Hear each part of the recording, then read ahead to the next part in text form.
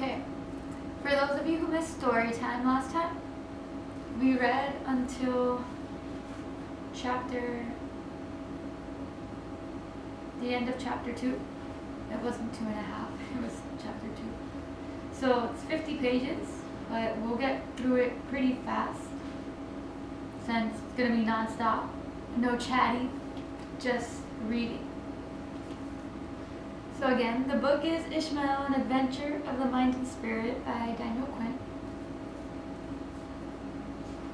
And let's begin.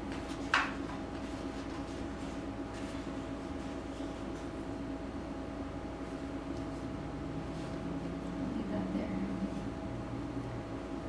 The first time I read the ad, I choked and cursed and spat and threw the paper to the floor.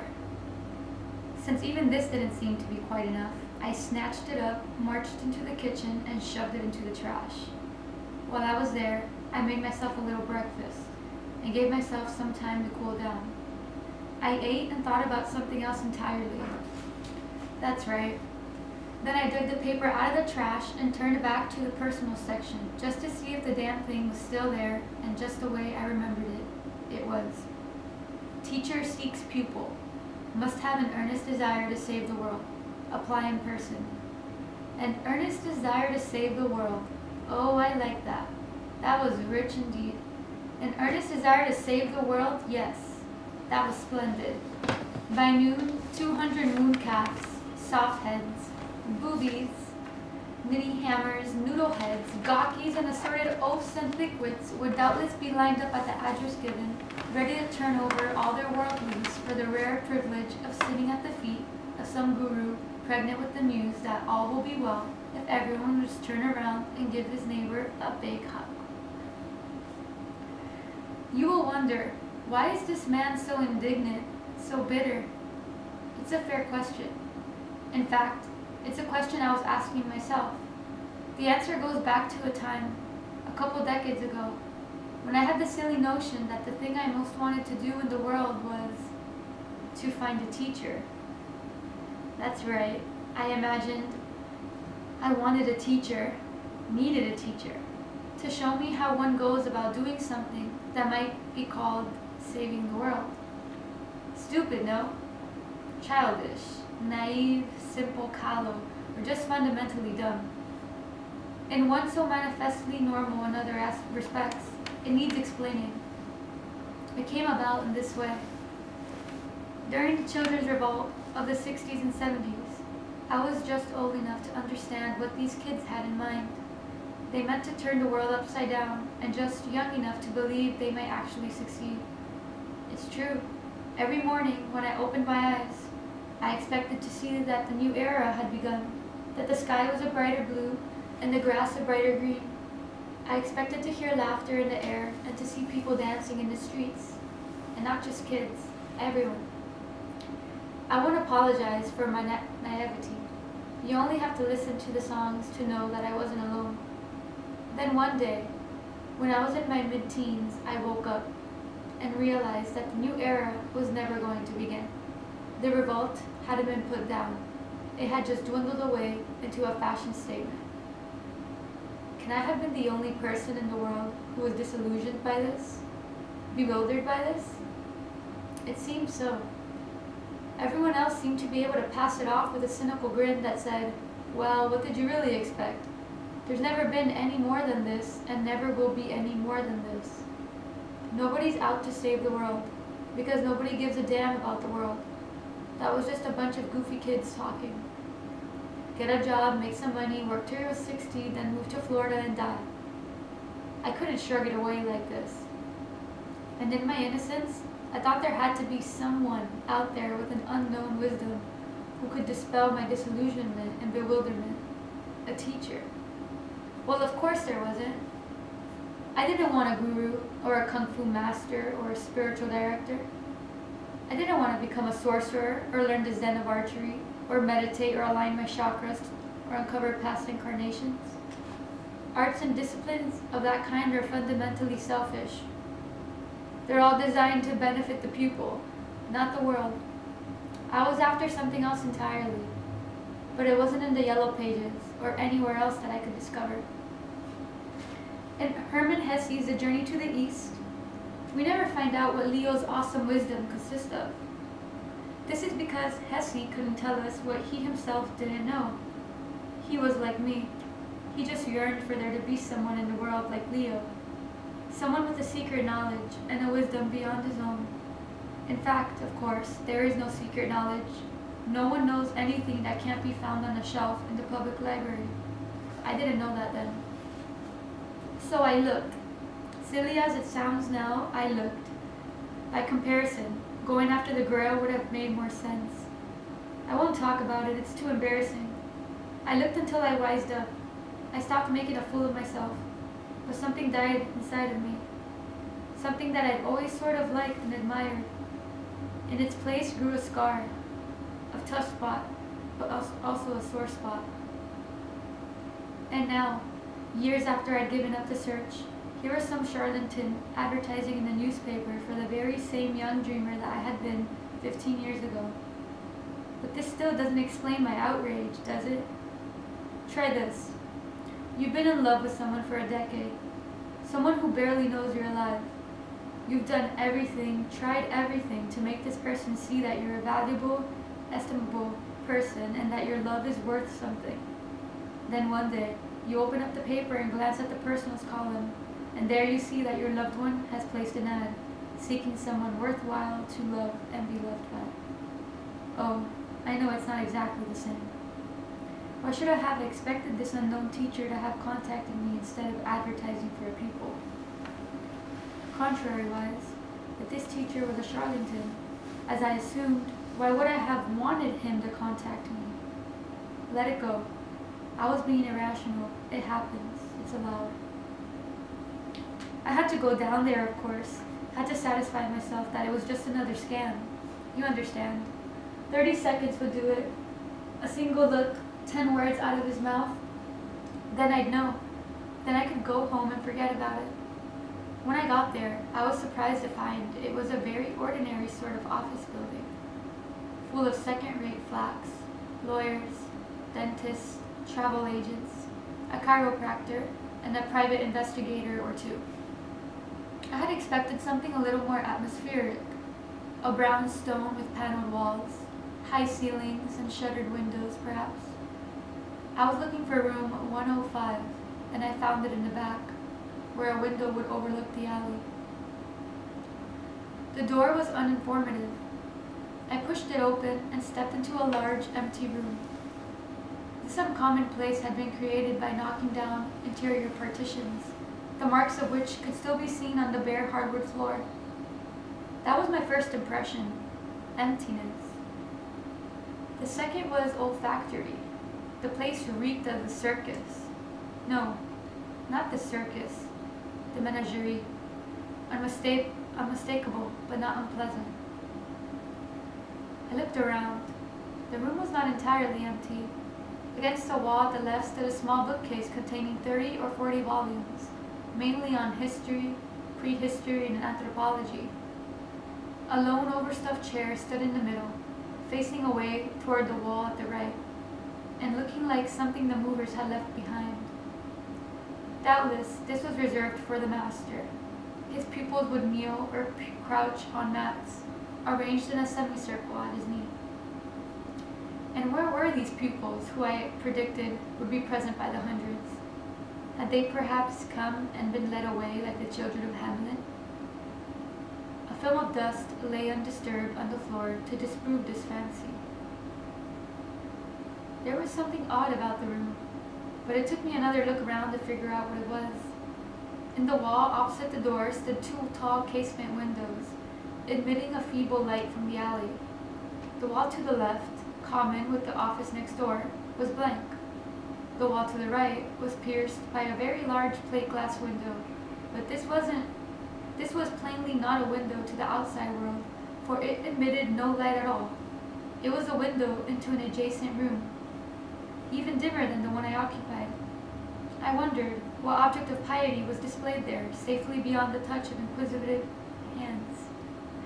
Was it some embalmed Yeti or Bigfoot, made of cat fur and papier-mâché? Was it the body of a UFO nut, cut down by the National Guardsmen, before he could deliver his sublime message from the stars? We are brothers, be nice. Because it was backed by darkness. The glass in this window was black, opaque, reflective. I made no attempt to see beyond it as I approached.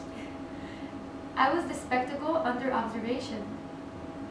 On arrival, I continued to gaze into my own eyes for a moment, then rolled the focus forward beyond the glass, and found myself looking into another pair of eyes.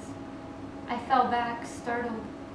Then, recognizing what I'd seen, I fell back again, now a little frightened. The creature on the other side of the glass was a full-grown gorilla. Full-grown says nothing, of course. He was terrifyingly enormous, a boulder, a sarsen of Stonehenge. His sheer mass was alarming in itself, even though he wasn't using it in any menacing way. On the contrary, he was half sitting, half reclining most placidly, nibbling delicately on a slender branch he carried in his left hand like a wand. I did not know what to say. You will be able to judge how unnerved I was by this fact, that it seemed to me I should speak, excuse myself, explain my presence, justify my intrusion, beg the creature's pardon. I felt it was an affront to gaze into his eyes, but I was paralyzed, helpless. I could look at nothing else in the world but his face, more hideous than any other in the animal kingdom, because of its similarity to our own, yet in its way more noble than any Greek ideal of perfection. There was in fact no obstacle between us. The pane of glass would have parted like a tissue had he touched it, but he seemed to have no idea of touching it. He sat and gazed into my eyes and nibbled the end of his branch and waited. No, he wasn't waiting. He was merely there, had been there before I arrived and would be there when I left. I had the feeling I was of no more significance to him than a passing cloud is to a shepherd resting on a hillside. As my fear began to ebb, consciousness of my situation returned. I said to myself that the teacher was plainly not on hand, but there was nothing to keep me there, that I should go home. But I didn't like to leave with the feeling that I had accomplished nothing at all. I looked around, thinking I'd leave a note, if I could find something to write on, and with, but there was nothing. Nevertheless, this search, with the thought of earning communication in mind, brought to my attention something I'd overlooked in the room that lay beyond the glass. It was a sign, or poster, hanging on the wall, behind a gorilla. It read, "With man gone, will there be hope for gorilla?" This sign stopped me. Or rather, this text stopped me. Words are my profession. I seized these and demanded that they explain themselves, that they cease to be ambiguous. Did they imply that hope for gorillas lay in the extinction of the human race, or in its survival? It could be read either way. It was, of course, a poem, meant to be inexplicable. It disgusted me for that reason, and for another reason, because it appeared that this magnificent creature beyond the glass was being held in captivity for no other reason than to serve as a sort of animate illustration for this poem. You really ought to do something about this, I told myself angrily. Then I added, it would be best if you sat down and were still. I listened to the echo of this strange admonishment, as if it were a fragment of music I couldn't quite identify. I looked at the chair and wondered, would it be best to sit down and be still? And if so, why? The answer came readily enough. Because if you are still, then you will be better able to hear. Yes, I thought, that is undeniably so. For no conscious reason, I lifted my eyes to those of my beastly companion in the next room. As everyone knows, eyes speak. A pair of strangers can effortlessly reveal their mutual interest and attraction in a single glance. His eyes spoke, and I understood. My legs turned to jelly, and I barely managed to reach the chair before collapsing. But how? I said. not daring to speak the words out loud. "What does it matter?" he replied as silently. "It's so, and nothing more needs to be said." "But you," I sputtered, "you are..." I found that having come to the word, and with no other word to put in its place, I could not speak it. After a moment, he nodded, as if in acknowledgement of my difficulty. "I am the teacher." For a time, we gazed into each other's eyes, and my head felt as empty as a derelict barn. Then he said, "Do you need time to collect yourself?"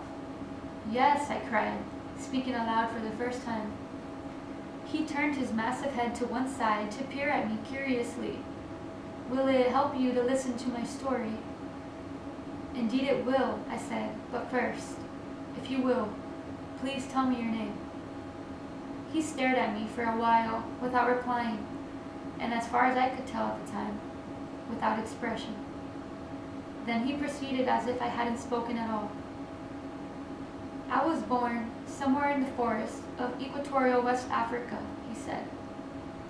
"I've never made any effort to find out exactly where, and see no reason to do so now.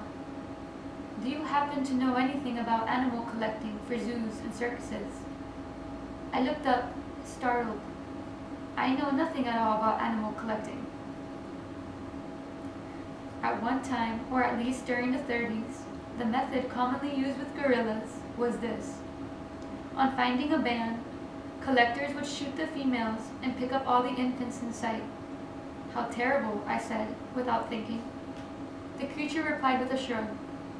I have no actual memory of the event, though I have memories of still earlier times. In any case, the Johnsons sold me to a zoo in some small northeastern city. I can't say which, for I had no awareness of such things as yet. There I lived and grew for several years.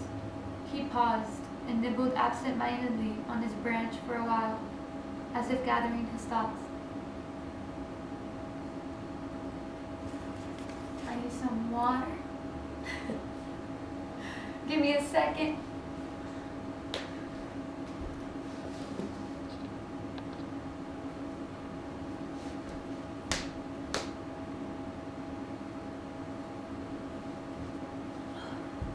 I don't know if you could tell, but my voice is raspy. But I did talk for 10 hours yesterday, so that's probably why. In such places, he went on at last, where animals are simply penned up, they are almost always more thoughtful than their cousins in the wild. This is because even the dimmest of them cannot help but sense that something is very wrong with this style of living. When I say that they are more thoughtful, I don't mean to imply that they acquire powers of ratiocination. But the tiger you see madly pacing its cage is nevertheless preoccupied with something that a human would certainly recognize as a thought. And this thought is a question. Why? Why? The tiger asks itself hour after hour, day after day, year after year, as it treads its endless path behind the bars of its cage. It cannot analyze the question or elaborate on it. If you were somehow able to ask the creature, "Why what?" it would be unable to answer you. Nevertheless, this question burns like an unquenchable flame in its mind, inflicting a searing pain that does not diminish until the creature lapses into a final lethargy that zookeepers recognize as an irreversible rejection of life. And of course, this questioning is something that no tiger does in its normal habitat. Before long, I too began to ask myself, why? Being neurologically far in advance of the tiger, I was able to examine what I meant by the question, at least in a rudimentary way. I remembered a different sort of life, which was, for those who lived it, interesting and pleasant.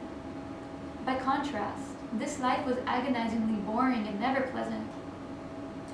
Thus in asking why, I was trying to puzzle out why life should be divided in this way. Half of it interesting and pleasant, and half of it boring and unpleasant. I had no concept of myself as a captive. It didn't occur to me that anyone was preventing me from having an interesting and pleasant life. When no answer to my question was forthcoming, I began to consider the differences between the two lifestyles. The most fundamental difference was that in Africa, I was a member of a family, of a sort of family, that the people of their culture haven't known for thousands of years. If gorillas were capable of such an expression, they would tell you that their family is like a hand, of which they are the fingers. They are fully aware of being a family, but are very little aware of being individuals. Here in the zoo, there were other gorillas, but there was no family. 5 severed fingers do not make a hand. I considered the matter of our feeding. Human children dream of a land where the mountains are ice cream and the trees are gingerbread and the stones are bonbons. For gorilla, Africa is just such a land. Wherever one turns, there is something wonderful to eat. One never thinks, oh, I better look for some food.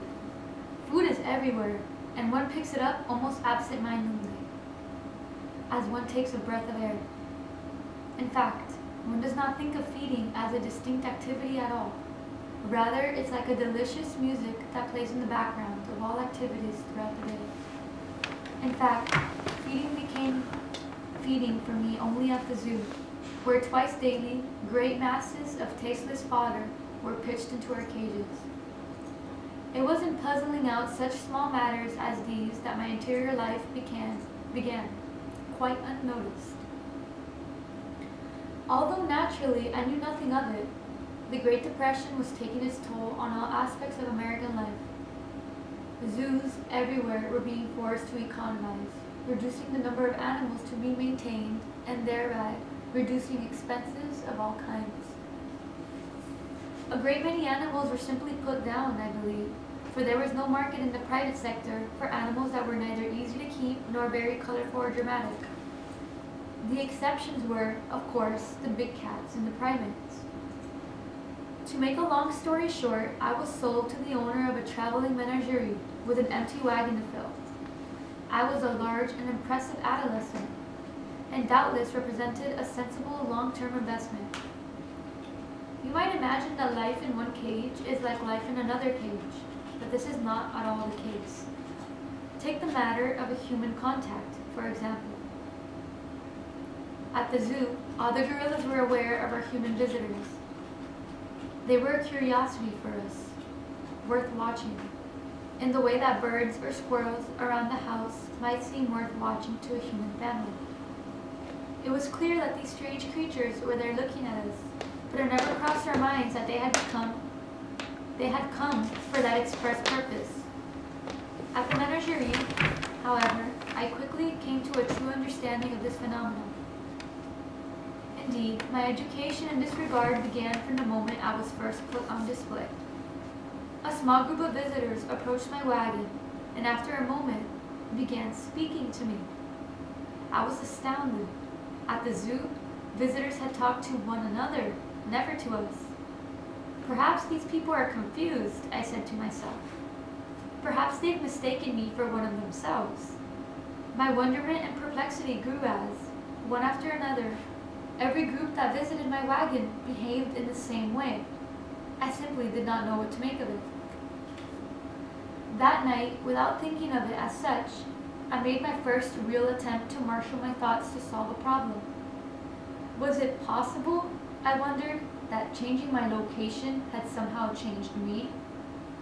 I didn't feel the least changed, and certainly nothing in my appearance seemed to have changed.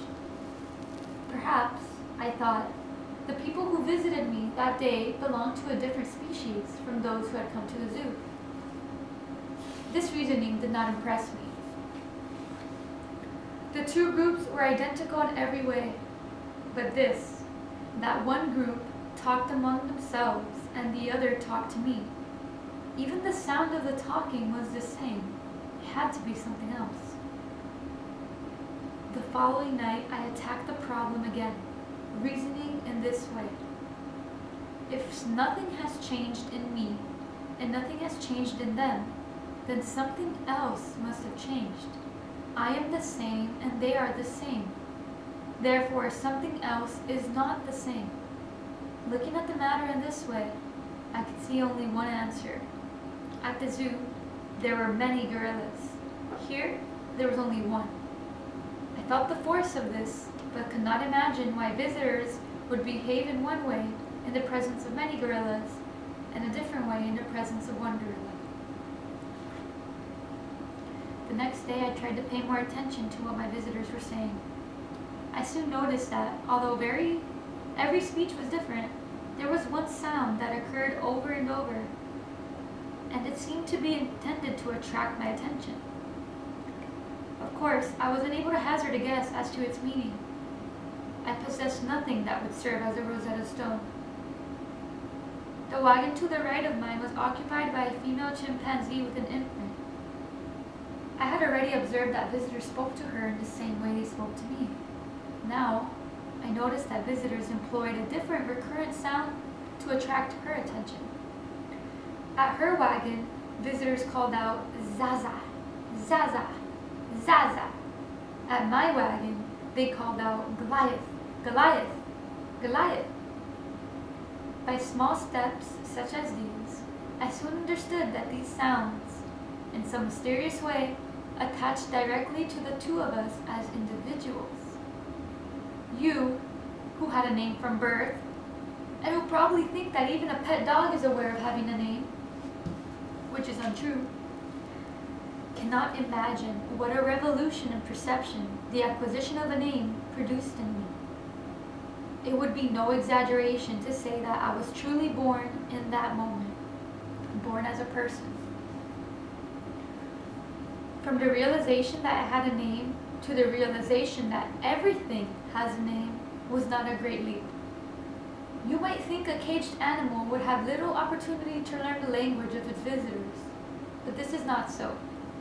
Menageries attract families, and I soon discovered that parents are incessantly schooling their children in the arts of language. "Look, Johnny, there's a duck." Can you say, "Duck, duck"? Do you know what a duck says? A duck says, "Quack, quack." Within a couple of years, I was able to follow most conversations with an earshot, but I found that puzzlement kept pace with comprehension. I knew by now that I was a gorilla and that Zaza was a chimpanzee. I also knew that all the inhabitants of the wagons were animals, but I could not quite make out the constitution of an animal. Our human visitors clearly distinguished between themselves and animals, but I was unable to figure out why. If I understood what made us animals, and I thought I did, I couldn't understand what made them not animals. The nature of our captivity was no longer a mystery, for I had heard it explained to hundreds of children. All the animals of the menagerie had originally lived in something called the wild, which extended all over the world, whatever a world might be. We had been taken from the wild and brought together in one place because, for some strange reason, people found us interesting. We were kept in cages because we were wild and dangerous, terms that baffled me. Oh, my leg is feeling weird. Because they evidently referred to qualities I epitomized in myself. I mean that when parents wanted to show their children a particularly wild and dangerous creature, they would point at me. It's true that they would also point at the big cats, but since I'd never seen a big cat outside a cage, this was not enlightening. On the whole, life at the menagerie was an improvement over life at the zoo, because it was not so oppressively boring. It didn't occur to me to be resentful of my keepers, although they had a great range of movement. They seemed as much bound to the menagerie as the rest of us, and I had no inkling that they lived an entirely different sort of life on the outside. It would have been as plausible for Boyle's law to have popped into my head as the notion that I had been unjustly deprived of some inborn right, such as the right to live as I pleased. Perhaps 3 or 4 years passed.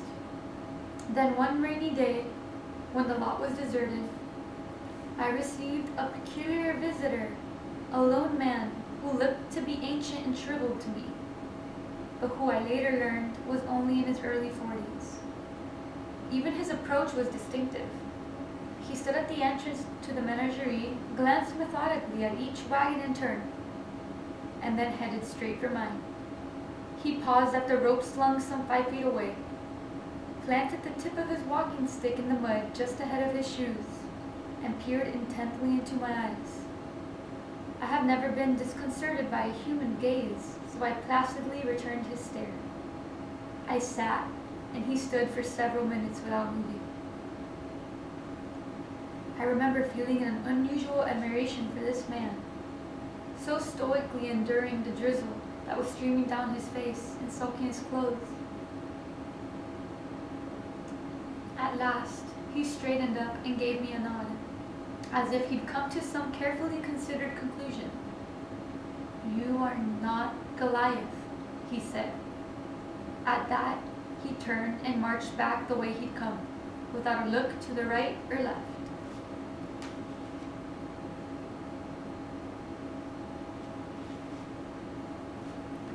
I was thunderstruck, as you may well imagine. Not Goliath? What could it possibly mean to be not Goliath? It didn't occur to me to say, well, if I'm not Goliath, then who am I? A human would ask this question because he would not know that, whatever his name, he is assuredly someone. I did not. On the contrary, it seemed to me that if I was not Goliath, then I must be no one at all. Though this stranger had never laid eyes on me before that day, I didn't doubt for a moment that he spoke with an unquestionable authority. 1,000 others had called me by the name of Goliath, even those who, like the workers at the menagerie, knew me well. But that was clearly not the point, counted for nothing. The stranger hadn't said, "Your name is not Goliath." He had said, "You are not Goliath." There was a world of difference. As I felt it, though I could not have expressed it in this way at the time, my awareness of selfhood had been pronounced a delusion. I drifted into a sort of fugue state, neither aware nor unconscious. An attendant came round with food, but I ignored him. Night fell, but I didn't sleep. The rain stopped and the sun rose without my noticing. Soon, there were the usual crowds of visitors calling out, "Goliath! Goliath! Goliath!" But I paid no attention. Several days passed in this way. Then one evening, after the menagerie had closed for the day, I took a long drink from my bowl and soon fell asleep. A powerful sedative had been added to my water. At dawn, I awoke in an unfamiliar cage. At first, because it was so large and so strangely shaped, I didn't even recognize it as a cage. In fact, it was circular and open to the air on all sides. As I later understood, a gazebo had been modified to serve the purpose. Except for a large white house nearby, it stood alone in the midst of an attractive park that I imagined must extend to the ends of the earth. It was not long before I had conceived an explanation for this strange translocation. The people who visited the menagerie came, at least in part, with the expectation of seeing a gorilla named Goliath. How they came to have this expectation, I could not guess. But they certainly seemed to have it, and when the owner of the menagerie learned that I was in fact not Goliath, he could scarcely go on exhibiting me as such, and so had no real choice but to send me away. I didn't know whether to be sorry about this or not. My new home was far more pleasant than anything I had seen since leaving Africa. But without the daily stimulation of the crowds, it would soon become even more excruciatingly boring than the zoo, where at least I had the company of other gorillas. I was still pondering these matters when around mid-morning I looked up and saw that I was not alone. A man was standing just beyond the bars, blackly silhouetted against the sunlit house in the distance. I approached cautiously and was astonished to recognize him. As if reenacting our former encounter, we gazed into each other's eyes for several minutes. I sat on the floor of my cage, he leaning on his walking stick. I saw that, dry and freshly dressed, he was not the elderly person I had first taken him for. His face was long and dark and bony.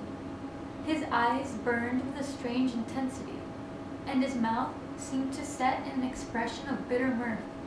At least he nodded, exactly as before, and said, "Yes, I was right. You are not Goliath. You are Ishmael." Once again, as if everything that mattered was now finally settled, he turned and walked away. And once again, I was thunderstruck, but this time by a feeling of profound relief, for I had been redeemed from oblivion. More, the error had caused me to live as an unwittingly impostor for so many years had been corrected at last. I had been made whole as a person, not again, but for the very first time.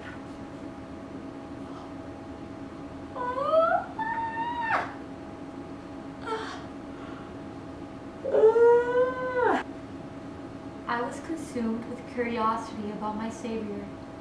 I didn't think to associate him with my removal from the menagerie to this charming belvedere, for I was as yet incapable of even that most primitive of fallacies. Post hoc ergo propter hoc. He was to me a supernal being, to a mind ready for mythology. He was the beginning of what is meant by godlike. He had twice made a brief appearance in my life, and twice, with a single utterance, had transformed me. I tried to search for the underlying meaning of these appearances, but found only questions. Had this man come to the menagerie in search of Goliath, or in search of me? Had he come because he hoped I was Goliath, or because he suspected I was not Goliath? How had he so promptly found me in my new location? I had no measure of the extent of human information. If it was common knowledge that I could be found at the menagerie, as it had seemed to be, was it also common knowledge that I could now be found here? Despite all these unanswerable questions, the overwhelming fact retained that this uncanny creature had twice sought me out in order to address me in an unprecedented way, as a person. I was certain that, having finally settled the matter of my identity, he would vanish from my life forever. What more was there for him to do? Doubtless, you will have surmised that all of these breathless apperceptions were just so much moonshine. Nevertheless, the truth, as I later learned it, was not much less fantastic. My benefactor was a wealthy Jewish merchant of this city, a man by the name of Walter Sokolow. On the day he discovered me at the menagerie, he had been walking in the rain, in a kind of suicidal gloom that had descended on him a few months before, when he learned beyond any doubt that his entire family had been swallowed up in the Nazi Holocaust. His wanderings led him to a carnival set up at the edge of town, and he went in with nothing in particular on his mind. Because of the rain, most of the booths and rides were shut down, giving the place an air of abandonment, and accorded well with his melancholy. At last, he came to the menagerie, whose chief attractions were advertised in series of lurid paintings. One of these, most lurid than the rest, depicted the gorilla Goliath, brandishing the broken body of an African native as if it were a weapon. Walter Sokolow, perhaps thinking that a gorilla named Goliath was an apt symbol for the Nazi giant that was then engaged in crushing the race of David, decided it would be satisfying to behold such a monster behind bars. He went in, approached my wagon, and by gazing into my eyes, soon realized that I was no relation to the bloodthirsty monster in the painting, and indeed no relation to the Philistine tormentor of his race. He found it gave him no satisfaction whatever to see me behind bars. On the contrary, in a quixotic gesture of guilt and defiance, he decided to rescue me from my cage and fashion me into a dreadful substitute for the family he had failed to rescue from the cage of Europe. the owner of the menagerie was agreeable to a sale. He was even glad to let Mr. Sokolow hire away a handler who had looked after me since my arrival. The owner was a realist. With America's inevitable entrance into the war, traveling shows like his were either going to spend a duration in winter quarters or simply become extinct. After letting me settle in for a day in my new surroundings, Mr. Sokolow returned to begin to make my acquaintance. He wanted the handler to show him how everything was done, from mixing my feed to cleaning my cage. He asked him if he thought I was dangerous. The handler said I was like a piece of heavy machinery. Dangerous, not by disposition, but by dint of sheer size and power. After an hour or so, Mr. Sokolow sent him away, and we gazed at each other in a long silence, as we had already done twice before. I'm gonna lay down. I'm here to help me out. Oof.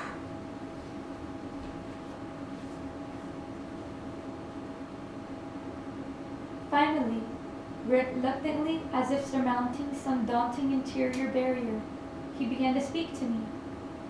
Not in the jocular way of visitors to the menagerie, but rather as one speaks to the wind or to the waves crashing on a beach, uttering that which must be said, but which must not be heard by anyone. As he poured out his sorrows and self-recriminations, he gradually forgot the need for caution. By the time an hour had passed, he was propped up against my cage with a hand wrapped around the bar. He was looking at the ground, lost in thought, and I used this opportunity to express my sympathy, reaching out and gently stroking the knuckles of his hand. He leaped back, startled and horrified, but a search of my eyes reassured him that my gesture was as innocent of menace as it seemed. Alerted by this experience, he began to suspect that I possessed real intelligence, and a few simple tests were enough to convince him of this.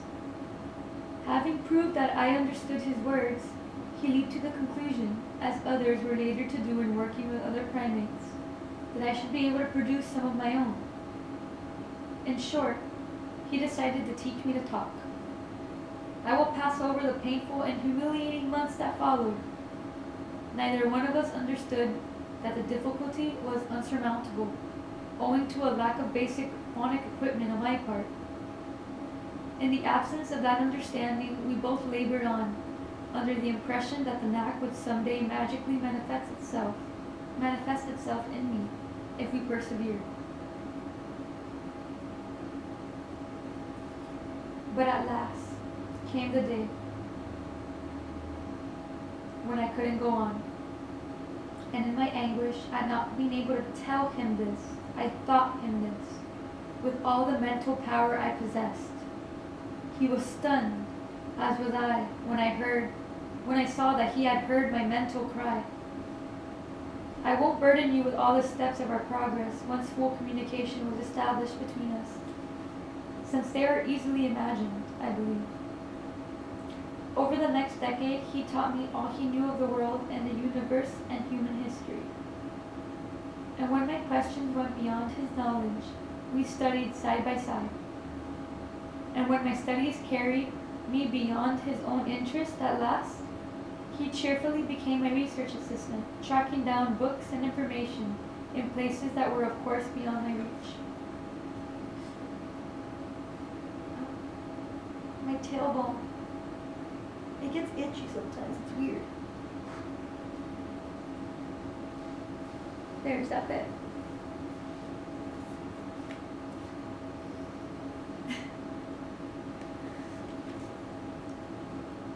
After letting me settle in for a day in my new surroundings, Mr. Sokolow returned to begin to make my acquaintance. He wanted the handler to show him how everything was done, from mixing my feed. Wait. Sorry, I read that part already. Whoop-de-doops. With the new interest of my education to absorb his attention, My benefactor soon forgot to torment himself with remorse, and so gradually recovered from his gloom. By the early 60s, I was like a house guest who has needed very little attention from his host. So Mr. Sokolow began to allow himself to be rediscovered in the social circles, with the non-unpredictable result that he soon found himself in the hands of a young woman of 40 who saw no reason why he could not be made into a satisfactory sort of husband. In fact, he was not at all averse to marriage, but he made a terrible mistake in anticipation of it. He decided that our special relationship should be kept a secret from his wife. It was not an extraordinary decision for those times. Extraordinary. Can't talk anymore. Wait. And I was not sufficiently experienced in such matters to recognize it for the error it was.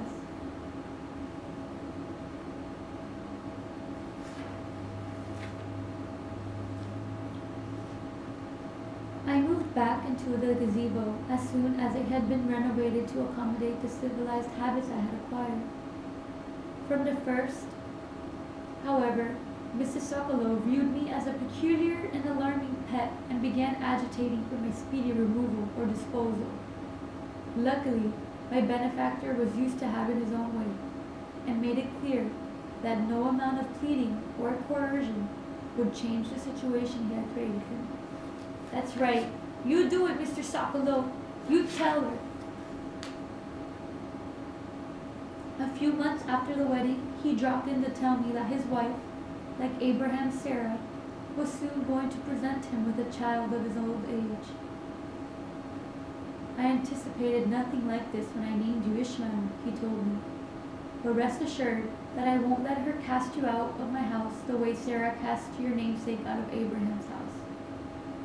Nevertheless, it amused him to say that, if it was a boy, he would name him Isaac. As matters turned out, however, it was a girl, and they named her Rachel.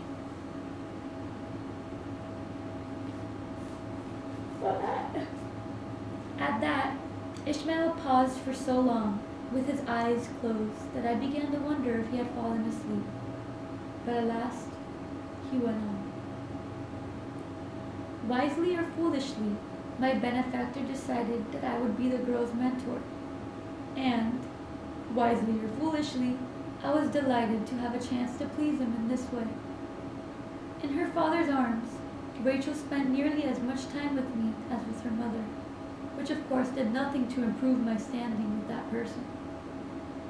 Because I was able to speak to her in a language more direct than speech, I could soothe and amuse her when others failed, and a bond gradually developed between us that might be likened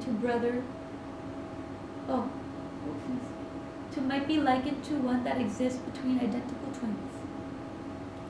Except that I was brother, pet, tutor, and nurse all rolled into one. Mrs. Sokolow looked forward to the day when Rachel would begin school, for then new interest would make her a stranger to me. When this result didn't occur, she renewed her campaign to have me sent away, predicting that my presence would stunt the child's social growth. Her social growth remained unstunted, however, even though she skipped no fewer than 3 grades in elementary school and 1 grade in high school.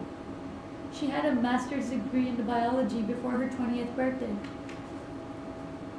Nonetheless, after so many years of being thwarted in a matter that pertained to the management of her own home, Mrs. Sokolow no longer needed any particular reason to wish me gone.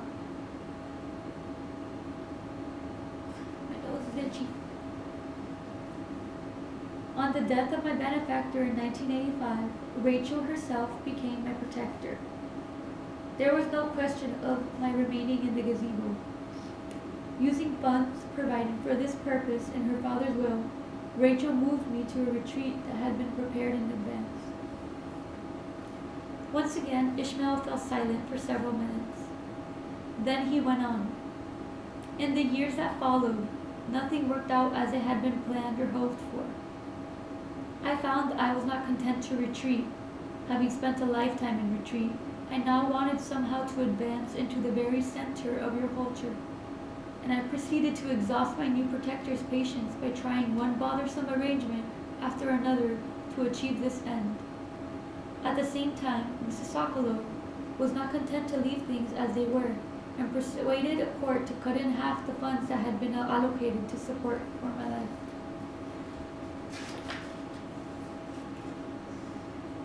It was not until 1989 that things became clear at last.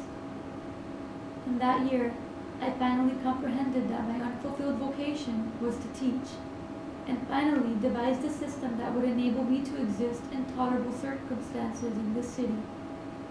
He nodded to let me know this was the end of his story, or was as much of it as he meant to tell.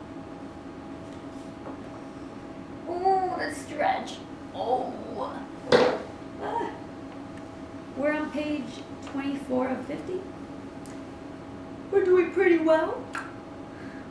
Oh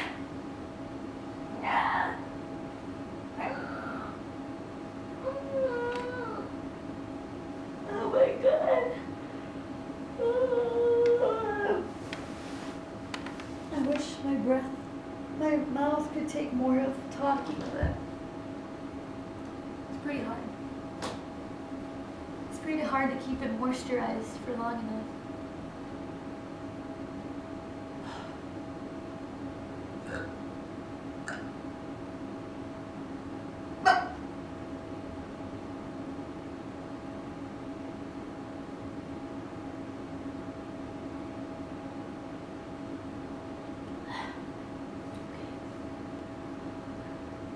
There are times when having too much to say can be as dumbfounding as having too little.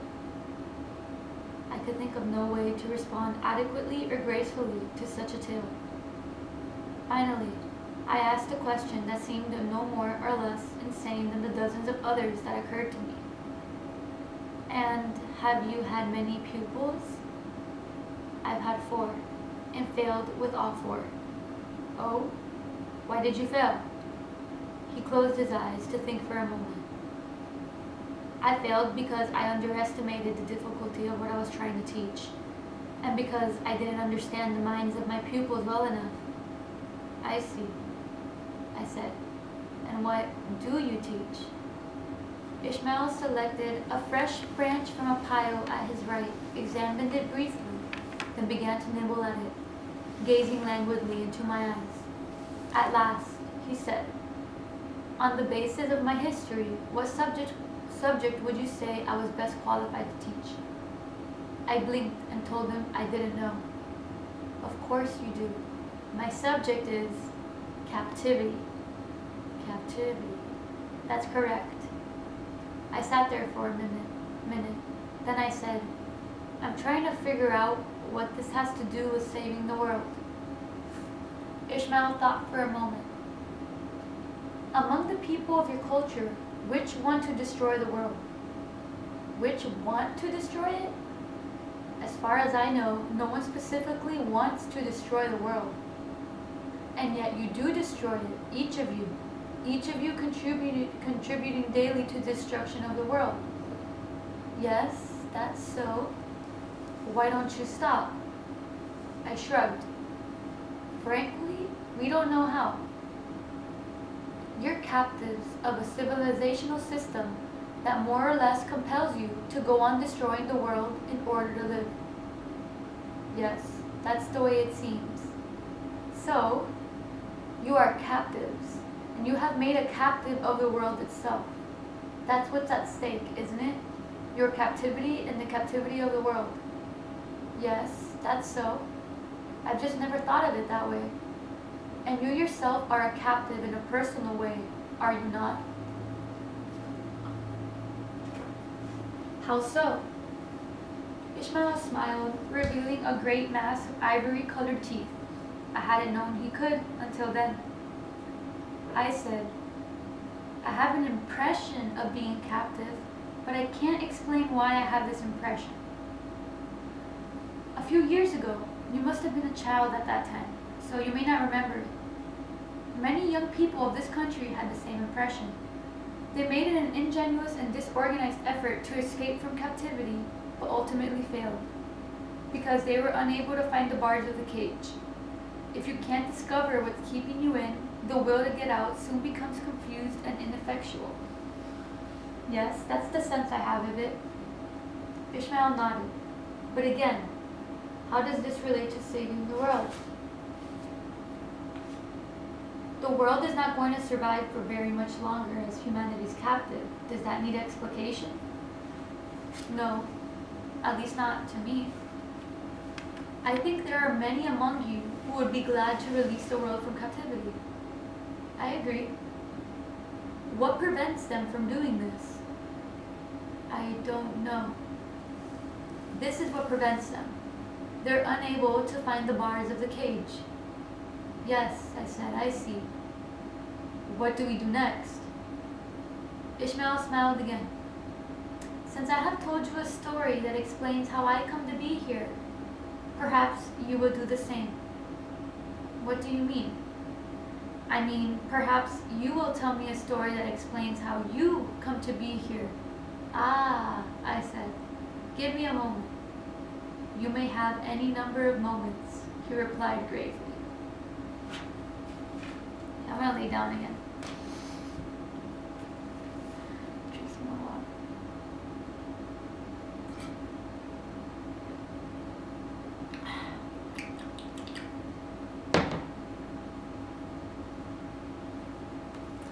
Come on, Lotso. Give me that big old belly.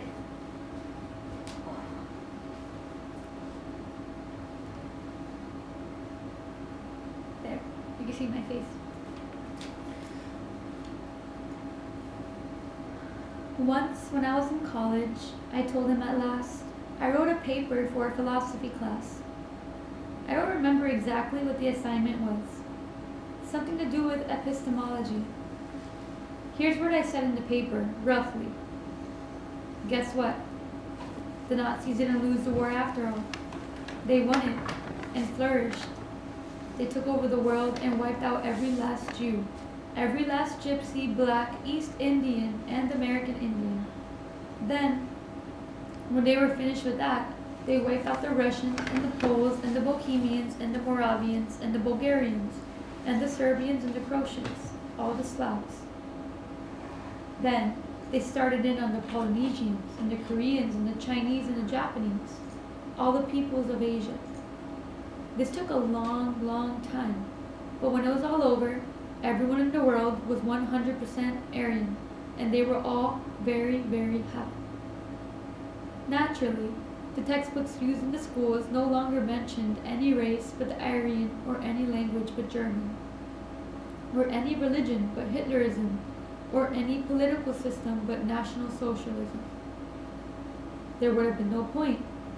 After a few generations of that, no one could have put anything different into the textbooks even if they had wanted to, because they didn't know anything different. But one day, two young students were conversing at the University of New Heidelberg in Tokyo. Both were handsome in the usual Aryan way. But one of them looked vaguely worried and unhappy. That was Kurt. His friend said, "What's wrong, Kurt? Why are you always moping around like this?" Kurt said, "I'll tell you, Hans. There is something that's troubling me, and troubling me deeply." His friend asked what it was. "It's this," Kurt said. "I can't shake the crazy feeling that there is some small thing that we're being lied to about." And that's how the paper ended. Ishmael nodded thoughtfully. "And what did your teacher think of that?" "He wanted to know if I had the same crazy feeling as Kurt. When I said I did, he wanted to know what I thought we were being lied to about. I said, how could I know? I'm no better off than Kurt." Of course, he didn't think I was being serious. He assumed it was just an exercise in epistemology. "And do you still wonder if you've been lied to?" "Yes, but not as desperately as I did then." "Not as desperately? Why is that?" "Because I found out that as a practical matter, it doesn't make any difference. Whether we're being lied to or not, we still have to get up and go to work and pay the bills and all the rest. Unless, of course, you all begin to suspect you were being lied to and all found out what the lie was. What do you mean? If you alone find out what the lie was, then you're probably right. It would make no great difference. But if you all found out what the lie was, it might conceivably make a very great difference indeed. True. Then what is it what we must hope for? I started to ask him what he meant by that. Oh, sorry. Then what is it? Then that is what we must hope for. I started to ask him what he meant by that, but he held up a leathery black hand and told me, tomorrow. That evening, I went for a walk. To walk for the sake of walking is something I seldom do. Inside my apartment, I had felt inexplicably anxious. I needed to talk to someone, to be reassured, or perhaps I needed to confess my sin. I was once again having impure thoughts about saving the world. Or it was again having...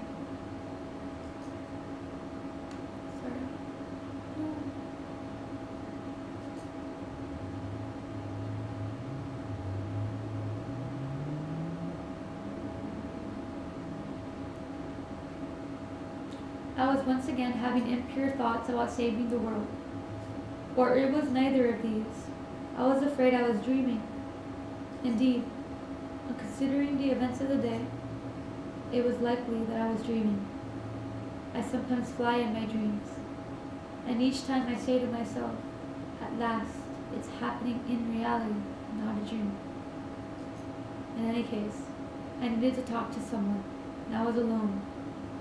This is my habitual condition, by choice, or so I tell myself. Mere acquaintanceship leaves me unsatisfied, and few people are willing to accept the burdens and risks of friendship as I conceive of it. People say that I'm sour and misanthropic, and I tell them they're probably right.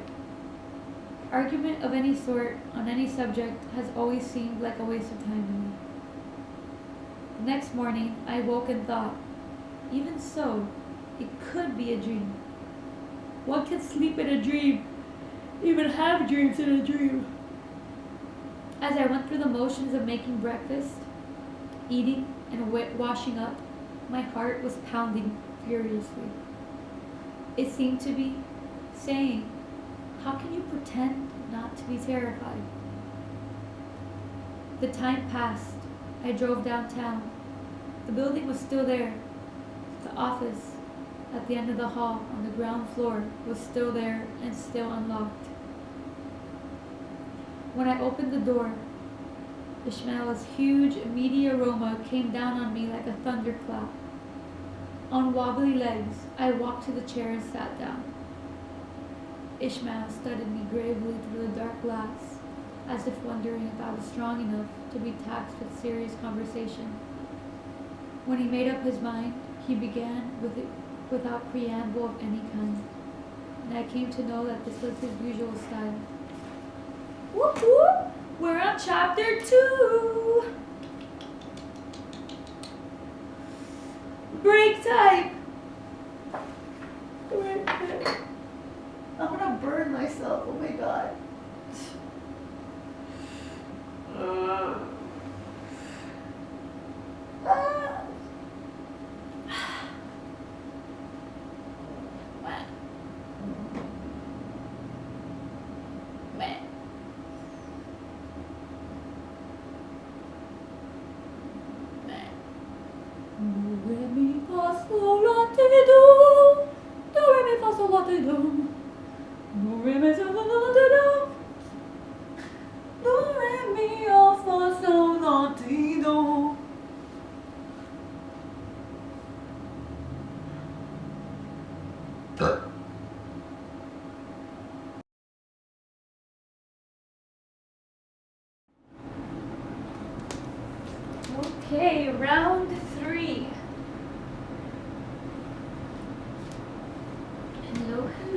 Hallo. Chapter 2. Oddly enough, he said, it was my benefactor who awakened my interest in the subject of captivity and not my own condition. As I may have indicated in yesterday's narrative, he was obsessed by the events then taking place in Nazi Germany. Yes, that's what I gathered. From your story about Kurt and Hans yesterday, I take it that you're a student of the life and times of the German people under Adolf Hitler. A student? No, I wouldn't go as far as that. I've read some of the well-known books, Speer's memoirs, Rise and Fall of the Third Reich, and so on, and a few studies of Hitler. In that case, I'm sure you understand what Mr. Sokolov was at pains to show me, that it is not only the Jews who were captives under Hitler. The entire German nation was a captive, including his enthusiastic supporters. Some detested what he was doing, some just shambled on as best they could, and some positively thrived on it, but they were all his captives. I think I see what you mean. Well, what was it that held them captive? Well, terror, I suppose. Ishmael shook his head. You must have seen films of the pre-war rallies, with hundreds of thousands of them singing and cheering as one. It wasn't terror that brought them to those feasts of unity and power. True. Then I'd have to say it was Hitler's charisma. He certainly had that, but charisma only wins people's attention. Once you have their attention, you have to have something to tell them. And what did Hitler have to tell the German people? I pondered this for a few moments, without any real conviction. Apart from the Jewish business, I don't think I could answer that question. What he had to tell them was a story. A story. A story in which the Aryan race and the people of Germany in particular had been deprived of their rightful place in the world, bound, spat upon, raped, and ground into the dirt under the heels of mongrel races, communists and Jews. A story in which, under the leadership of Adolf Hitler, the Aryan race would burst its bonds, wreak vengeance on its oppressors, purify mankind of all of its defilements, and assume its rightful place as the master of all races. True. It may seem incredible to you now that any people could have been captivated by such nonsense, but after nearly 2 decades of degradation and suffering following World War I, it had an almost overwhelming appeal to the people of Germany, and it was reinforced not only through the ordinary means of propaganda, but by an intensive program of education of the young and re-education of the old. True. As I say, there were many in Germany who recognized this story as rank mythology. They were nevertheless held captive by it, simply because the vast majority around them thought it sounded wonderful and were willing to give their lives to make it a reality. Do you see what I mean? I think so. Even if you weren't personally captivated by the story, you were a captive all the same. Because the people around you made you a captive. You were like an animal being swept along in the middle of a stampede. That's right. Even if you privately thought the whole thing was madness, you had to play your part. You had to take your place in the story. The only way to avoid that was to escape from Germany entirely. True. Do you understand why I'm telling you this? I think so, but I'm not sure. I'm telling you this because the people of your culture are in much the same situation. Like the people of Nazi Germany, they are the captives of a story. I sat there blinking for a while. I know of no such story, I told him at last. You mean you've never heard of it? That's right. Ishmael nodded. That's because there's no need to hear of it. There's no need to name it or discuss it. Every one of you knows it by heart by the time you're 6 or 7. Black and white, male and female, rich and poor, Christian and Jew, American and Russian, Norwegian and Chinese, you all hear it. And you hear it incessantly because every medium of propaganda, every medium of education pours it out incessantly. And hearing it incessantly, you don't listen to it. There's no need to listen to it. It's always there, humming away in the background. So there's no need to attend to it at all. In fact, you'll find, at least initially, that it's hard to attend to it. It's like the humming of a distant motor that never stops. It becomes a sound that's no longer heard at all. This is very interesting, I told him, but it's also a little hard to believe. Ishmael's eyes closed gently in an indulgent smile. Belief is not required. Once you know this story, you'll hear it everywhere in your culture, and you'll be astonished that the people around you don't hear it as well, but merely take it in. Yesterday, you told me you have the impression of being a captive. You have this impression because there is enormous pressure on you to take place in the story your culture is enacting in the world, any place at all. This pressure is exerted in all sorts of ways, on all sorts of levels, but it's exerted most basically this way. Those who refuse to take place do not get fed. Yes, that's so. A German who couldn't bring himself to take a place in Hitler's story had an option. He could leave Germany. You don't have that option. Anywhere you go in the world, you'll find the same story being enacted, and if you don't take place in it, you won't get fed. True. Mother Culture teaches you that this is as it should be, except for a few thousand savages scattered here and there. All the peoples of the earth are now enacting this story. This is the story man was born to enact, and to depart from it is to resign from the human race itself, is to venture into oblivion.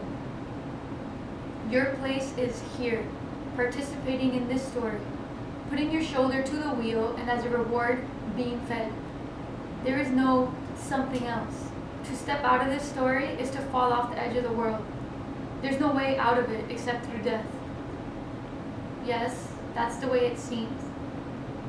Ishmael paused to think for a bit. All this is just a preface to our work. I wanted you to hear it because I wanted you to have at least a vague idea of what you're getting into here.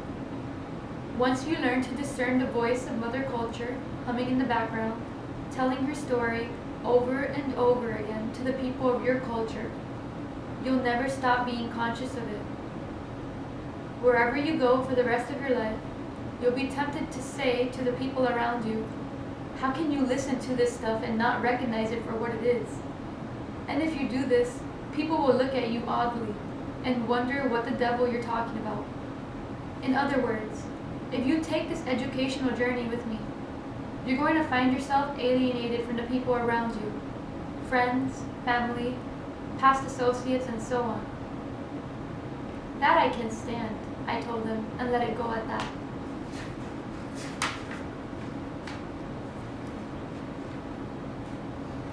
It is my most heartfelt and unattainable fantasy to travel once in your world as you do, freely and unobtrusively, to step out onto a street and flag down a taxi to take me to the airport, where I would board a flight to New York or London or Florence. Much of this fantasy is spent in making delicious preparations for the journey, in pondering what must accompany me in my luggage and what may be safely left behind. You understand that I would of course be traveling in human disguise. If I take too much, dragging it from place to place will be tiresome. On the other hand, if I take too little, I will forever be having to break my journey to pick up things along the way. And that will be even more tiresome. True, I said, just to be agreeable. That's what today is for. We're packing a bag for our journey together. I'm going to throw into this bag some things I won't want to stop and pick up later on. These things will mean little or nothing to you right now. I'll just show them to you briefly and then toss them into the bag. That way, You'll recognize them when I take them out later on. Okay. First, some vocabulary. Let's have some names so we don't have to go on talking about the people of your culture and the people of all other cultures. I've used various names with various pupils, but I'm going to try a new pair with you. You're familiar with the expression, take it or leave it. Using them in this sense, do the words takers and leavers have any heavy connotation for you? I'm not sure what you mean. I mean, if I call one group takers and the other group leavers, will this sound like I'm setting up one to be the good guys and the other to be bad guys? No, they sound pretty neutral to me. Good. So henceforth, I'm going to call the people of your culture takers and the people of all other cultures leavers. I hummed a bit. I have a problem with that. Speak. I don't see how you can lump everyone else in the world into one category like that. This is the way it's done in your own culture, except that you use a pair of heavily loaded terms instead of these relatively neutral terms. You call yourselves civilized, and all the rest primitive. You are universally agreed on these terms. I mean that the people of London and Paris and Baghdad and Seoul and Detroit and Buenos Aires and Toronto all know that. Whatever else separates them, they are united in being civilized and distinct from Stone Age people scattered all over the world. You consider or recognize that. Whatever their differences, these Stone Age people are likewise united in being primitive. Yes, that's right. Would you be more comfortable if we use these terms, civilized and primitive? Yes, I suppose I would be, but only because I'm used to them. Takers and leavers is fine with me. Second, the map. I have it. You don't have to memorize the route. In other words, don't worry if, at the end of any day, you suddenly realize that you can't remember a word I've said. That doesn't matter. It's the journey itself that's going to change you. Do you see what I mean? I am not sure. Ishmael thought for a moment. I'll give you a general idea of where we're heading, then you'll understand. Okay. Mother Culture, whose voice has been in your ears since the day of your birth, has given you an explanation of how things came to be this way. You know it well. Everyone in your culture knows it. But this explanation wasn't given to you all at once. No one ever sat you down and said, here's how things came to be this way, beginning 10 or 15 billion years ago right up to the present. Rather, you assembled this explanation like a mosaic, from a million bits of information presented to you in various ways by others who share that explanation. You assembled it from the table talk of your parents, from cartoons you watched on television, from Sunday school lessons, from your textbooks and teachers, from news broadcasts, from movies, novels, sermons, plays, newspapers, and all the rest. Are you with me so far?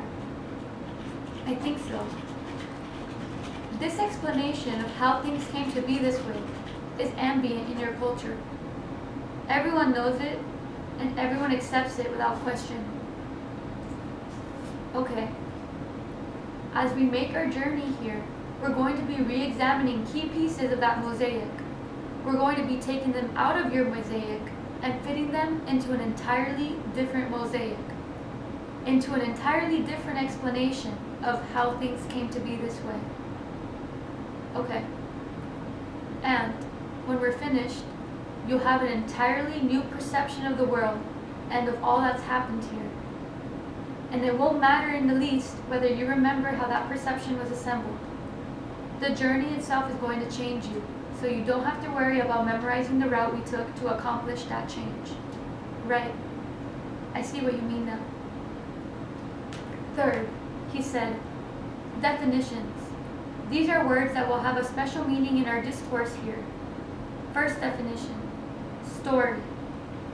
A story is a scenario interrelating man, the world, and the gods. Okay.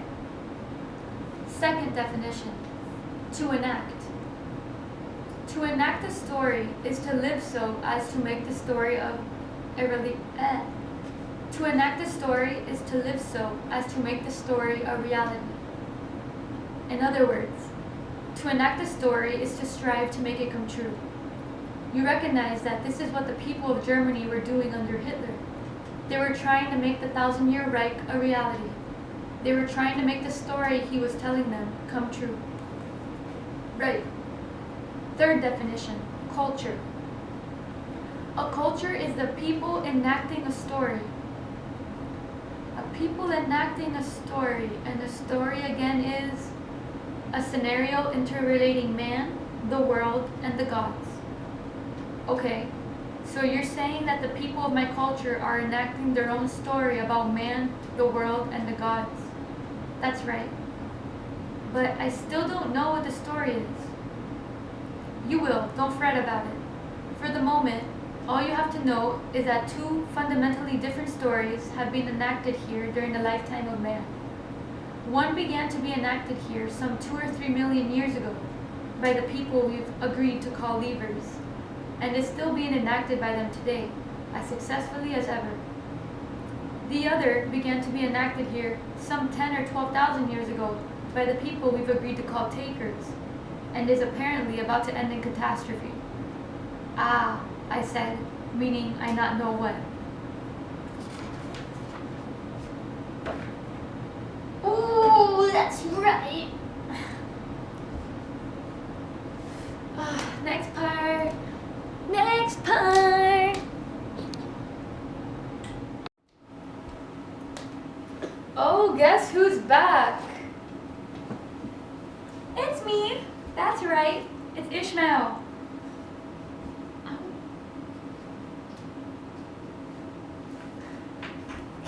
Comfy. If Mother Culture were to give an account of human history using these terms, it would go something like this. The Leavers were chapter 1 of human history, a long and uneventful chapter. Their chapter of human history ended about 10,000 years ago with the birth of agriculture in the Near East. This event marked the beginning of chapter 2, the chapter of the takers. It's true, there are still leavers living in the world, but these are anachronisms, fossils, people living in the past, people who just don't realize that their chapter of human history is over. Right? This is the general shape of human history as it's perceived in your culture. I would say so. As you'll come to see, what I'm saying is quite different from this. The leavers are not chapter 1 of a story in which the takers are chapter 2. Say that again? I'll say it differently. The leavers and the takers are enacting two separate stories, based on entirely different and contradictory premises. This is something we'll be looking at later, so you don't have to understand it right this second. Okay. Ishmael scratched the side of his jaw thoughtfully. From my side of the glass, I heard nothing of this. In imagination, it sounded like a shovel being dragged across gravel. I think our bag is packed. As I said, I don't expect you to remember everything I've thrown into it today. When you leave here, everything will probably all just turn into one great muddle. I believe you, I said with conviction. That's all right. If I pull something from our bag tomorrow that I put in today, you'll recognize it instantly, and that's all that matters. Okay, I'm glad to hear it. We'll make this a short session today. The journey itself begins tomorrow. Meanwhile, you can spend the rest of today groping for the story the people of your culture have been enacting in the world for the past 10,000 years. Do you remember what it's about? It's about the meaning of the world, about divine intentions in the world, and about human destiny. Well, I can tell you stories about these things, but I don't know any one story. It's still one story that everyone in your culture knows and accepts. I'm afraid that doesn't help much. Perhaps it'll help if I tell you that it's an explaining story, like how the elephant got its trunk, or how the leopard got its spots. Okay, and what do you suppose this story of yours explains? God, I have no idea. That should be clear from what I've already told you. It explains how things came to be this way, from the beginning until now. I see, I said, and stared out the window for a while. I'm certainly not aware of knowing such a story. As I said, stories, yes, but nothing like a single story. Ishmael pondered this for a minute or two. One of the pupils I mentioned yesterday felt obliged to explain to me what she was looking for, and she said, Why is it that no one is excited? I hear people talking in the laundromat about the end of the world, and they're no more excited than if they were comparing detergents. People talk about the destruction of the ozone layer and the death of all life. They talk about the devastation of the rainforest, about deadly pollution that will be with us for thousands and millions of years, about the disappearance of dozens of species of life every day, about the end of speciation itself. And they seem perfectly calm. I said to her, Is this what you want to know then? Why people aren't excited about the destruction of the world? She thought about that for a while and said, No, I know why they're not excited. They're not excited because they believe what they're told. I said, Yes. We have people. What have been people? Hold on. What have people been told that keeps them from becoming excited? That keeps them relatively calm when they view the catastrophic damage they're influencing on this planet? I don't know. They've been told an explaining story. They've been given an explanation of how things came to be this way. And this stills their alarm. This explanation covers everything, including the deterioration of the ozone layer, the pollution of the oceans, the destruction of the rainforest, and even human extinction. And it satisfies them, or perhaps it would be more accurate to say that it pacifies them. They put their shoulders to the wheel during the day, stupefy themselves with drugs or television at night, and try not to think too searchingly about the world they're leaving their children to cope with. Right. You yourself were given the same explanation of how things came to be this way as everyone else, but it apparently doesn't satisfy you.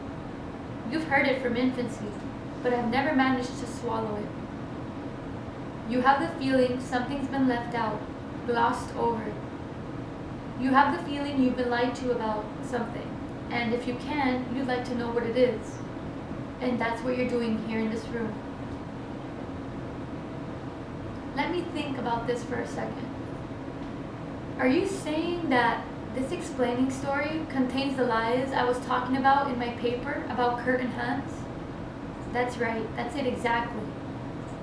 This boggles my mind. I don't know any such story. Not any single story. It's a single, perfectly unified story. You just have to think mythologically. What? I'm talking about your culture's mythology, of course. I thought that was obvious. It wasn't obvious to me. Any story that explains the meaning of the world, the intention of the gods, and the destiny of man is bound to be mythology. That may be so, but I'm not aware of anything remotely like that. As far as I know, there's nothing in our culture that could be called mythology, unless you're talking about Greek mythology or Norse mythology or something like that. I'm talking about living mythology, not recorded in any book, recorded in the minds of the people of your culture, and being enacted all over the world even as we sit here and speak of it. Again, as far as I know, there's nothing like that in our culture. Ishmael's tarry forehead crinkled into furrows as he gave me a look of amused exasperation. This is because you think of mythology as a set of fanciful tales. The Greeks didn't think of their mythology this way. Surely you must realize that. If you went up to a man of Homeric Greece and asked him what fanciful tales he told his children about the gods and the heroes of the past, he wouldn't know what you were talking about. He'd say what you said. As far as I know, there's nothing like that in our culture. A Norseman would have said the same. Okay, but that doesn't exactly help. Alright, let's cut the assignment down to a more modest size. This story, like every story, has a beginning, a middle, and an end. And each of these parts is a story in itself. Before we get together tomorrow, see if you can find the beginning of the story. The beginning of the story? Yes. Think anthropologically. I laughed. What does that mean? If you were an anthropologist, after the story being enacted by the Alawa Aborigines of Australia, you would expect to hear a story with a beginning, a middle, and an end. Okay. And what would you expect the beginning of the story to be? I have no idea. Of course you do, you're just playing dumb. I sat there for a minute, trying to figure out how to stop playing dumb. Okay, I said at last. I guess I'd expect it to be their creation myth. Of course. But I don't see how that helps me. Then I'll spell it out. You're looking for your own culture's creation myth. I stared at him balefully. We have no creation myth, I said. That's a certainty. Da